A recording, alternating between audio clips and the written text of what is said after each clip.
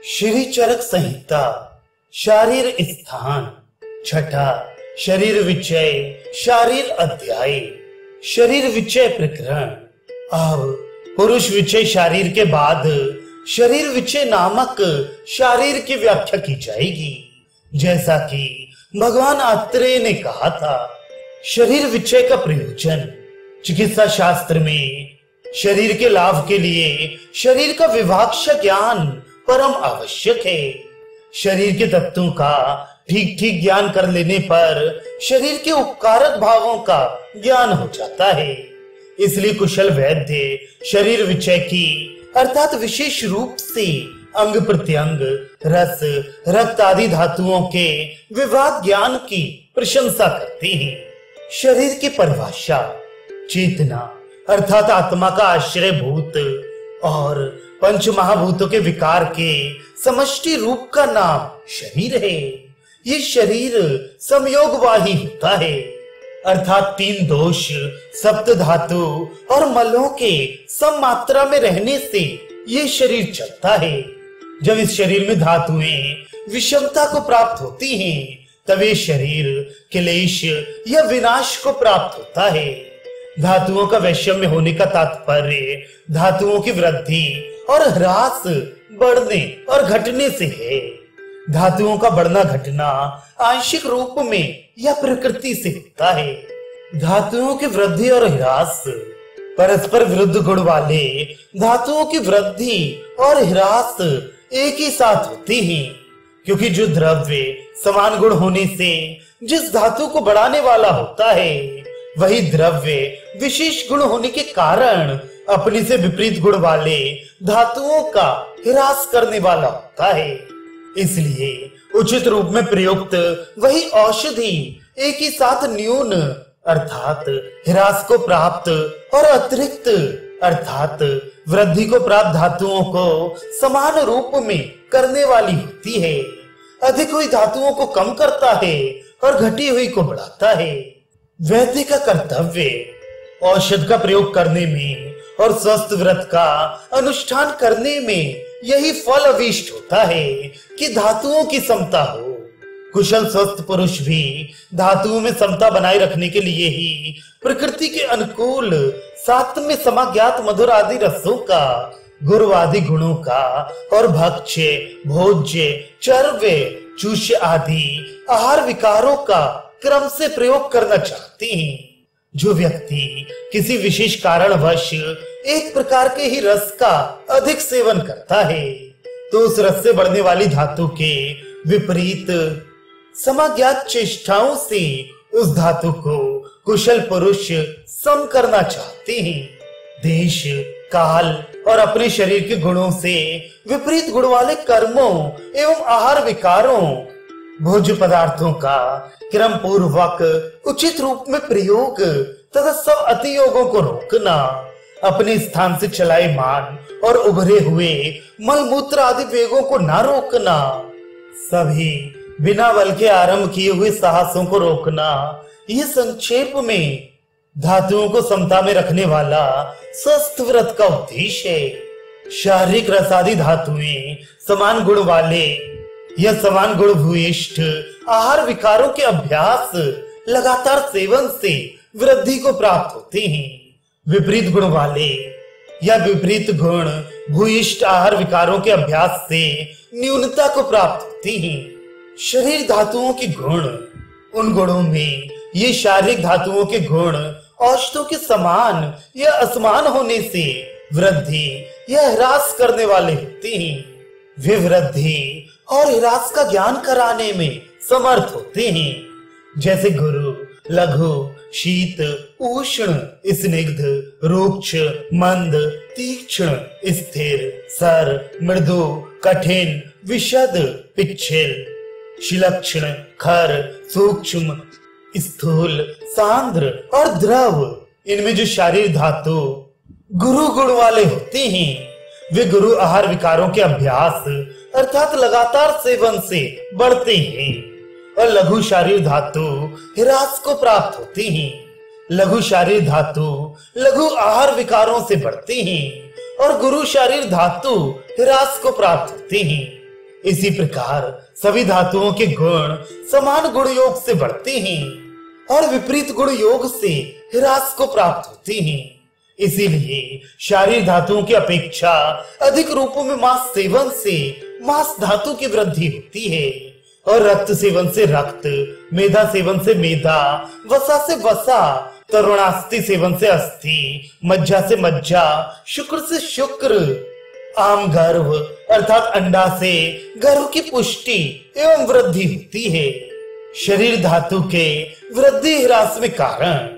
जहां पर इस प्रकार के तुल्य जाति रूप सामान्य लक्षणों के द्वारा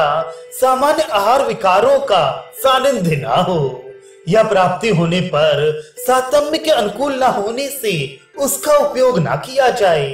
या अन्य किसी भी कारण से उस तुल्य जाति रूप सामान्य का प्रयोग न किया जा सके, जैसे मांस वृद्धि के लिए मांस का प्रयोग पर वह धातु बढ़ानी अवश्य हो और उस धातु के समान गुण वाले आहार विकार सेवन करने योग्य प्राप्त ना हो, तब वहां पर उस बढ़ाने योग्य धातु के विजातीय होते हुए भी समान गुण भूयिष्ठ आहार विकारों का प्रयोग किया जाता है। जैसे शुक्र क्षय में घृत और दुग्ध का प्रयोग कराना चाहिए, इसी प्रकार और अन्य द्रव्य जो मधुर एवं स्निग्ध हो उनका प्रयोग करना चाहिए। मूत्र क्षय में ईख का रस, वारुणी मंड, द्रव, मधुर, अम्ल और लवण रस एवं शरीर को गीला करने वाला द्रव्य का प्रयोग करना चाहिए। पुरुष क्षय में कुलमाश, उड़द, कुशकुंड, बकरे के मध्य शरीर का मांस, जौ, शाक, धान्य अम्ल का प्रयोग करना चाहिए। वात क्षय में कटु, तिक्त, कषाय रस वाले और रुक्ष, लघु, शीत गुण वाले द्रव्यों का प्रयोग। पित्त क्षय में अम्ल, लवण, कटु रस वाले द्रव्य, क्षार पदार्थ और उष्ण एवं तीक्ष्ण गुण वाले द्रव्यों का प्रयोग। कफ क्षय में स्निग्ध, गुरु, मधुर रस वाले, सांद्र और पिच्छल गुण वाले द्रव्यों का प्रयोग करना चाहिए। कर्म भी जिस धातु को जो कर्म बढ़ाने वाले हो उस धातु के क्षीण होने पर उन कर्मों का सेवन किया जाना चाहिए। इसी प्रकार और अन्य शारीर धातुओं की समानता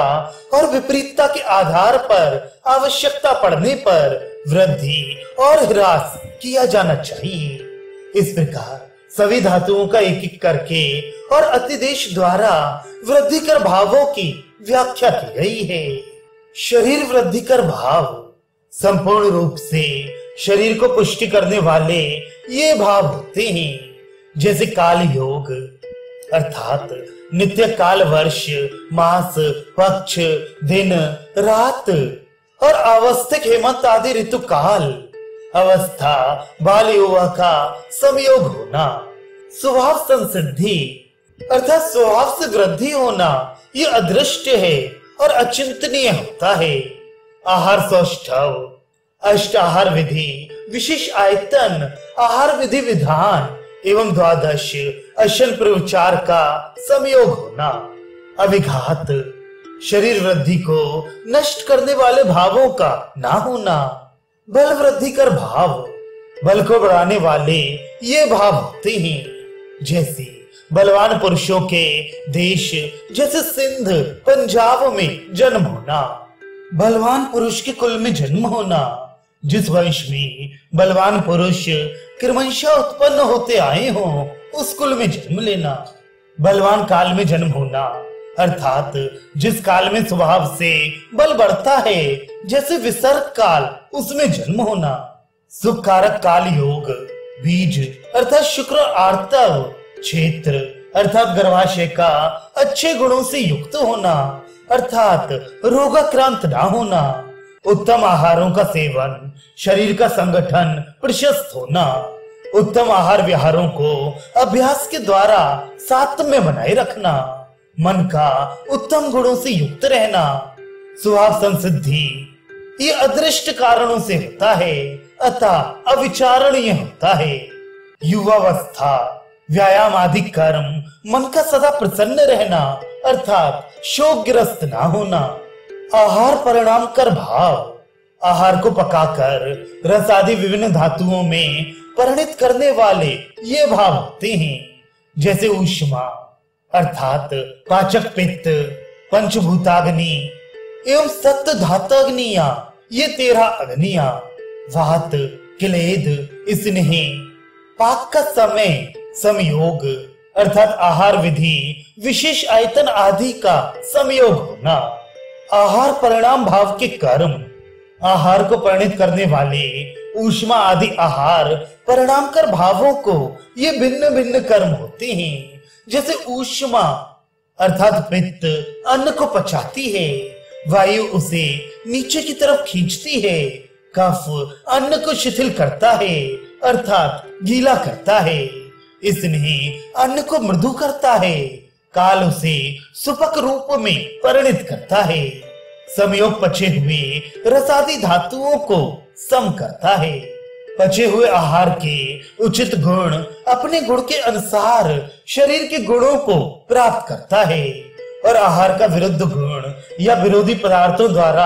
आहार के गुण नष्ट हो गए हों तो वे शरीर को नष्ट कर देते हैं। शरीर धातु के 2 भेद, मल और प्रसाद। शरीर की धातुएं संक्षेप में 2 प्रकार की होती हैं, मलभूत और प्रसाद भूत। उनमें मलभूत वे धातुएं हैं जो शरीर में बाधा करने वाली होती हैं, जैसे शरीर के छिद्रों में अलग अलग उत्पन्न होकर बाहर निकलने वाले आंख, कान, नाक आदि के मल, पकी हुई धातुएं अर्थात रस, रक्त आदि धातुएं जो व्रण आदि में कुएं बन गई हैं, कुपित, वात, पित्त, कफ और अन्य भी जो कोई भाव शरीर में रहते हुए शरीर में हानि उत्पन्न करने वाले होते हैं, उन सभी भावों को मल कहा जाता है। इससे भिन्न जो गुरु आदि से लेकर द्रव तक 20 भाव गुण शब्द से व्यवहार्य हैं, वे और द्रव्य भेद से रस से लेकर शुक्र तक जो 7 भाव हैं, उन्हें प्रसाद कहा जाता है। वात आदि दोष ही रोग कर एवं अरोग कर उन प्रसाद भूत या मलभूत सभी धातुओं को दुष्ट, वृद्ध, वात, पित्त, कफ दूषित करने वाले होते हैं, क्योंकि इनका स्वभाव ही दूसरे को दूषित करने का है। धातुओं के अंदर जाकर और अपने अपने पूर्वाह, मध्याह्न, सायकाल में दुष्ट होने वाले वात, पित्त, कफ का वर्णन विविधा शीत पीतीय नामक सूत्र स्थान के 28वें अध्याय में किया गया है। शरीर धातुओं के साथ संयोग होने से दुष्ट वात आदि दोषों की गति इतनी ही है, अर्थात दुष्ट दोष शारीरिक धातुओं को ही दूषित करते हैं, न कि मन या आत्मा को। वात आदि दोषों का अपने संभाव में रहने का फल आरोग्य होना होता है, अतः बुद्धिमान को चाहिए कि वात आदि दोष जिस प्रकार प्रकृति रूप में अर्थात साम्यावस्था में रह सकें, ऐसा उपाय करें। शरीर का महत्व सर्वदा सब प्रकार से संपूर्ण शरीर को जो वैद्य जानता है, वही वैद्य लोक में सुख देने वाले आयुर्वेद शास्त्र को संपूर्ण रूप से जानता है।